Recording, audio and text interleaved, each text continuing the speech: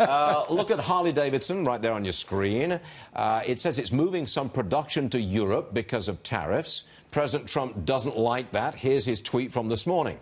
Harley-Davidson should never be built in another country, never.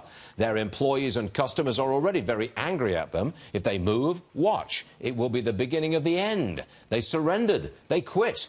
The order will be gone, and they will be taxed like never before. That's pretty strong stuff, Susan. Oh, absolutely. So in reaction to a 31% increase in European Union tariffs, we had Harley-Davidson saying they're going to move production instead of raising prices. And the U.S. President Trump, probably thinks, I helped you early in my administration. I invited you to the White House, and this is what you're going to do? You're kneeling at this point? Yes, they're not friends, shall we put it like that. That chart tells quite a story.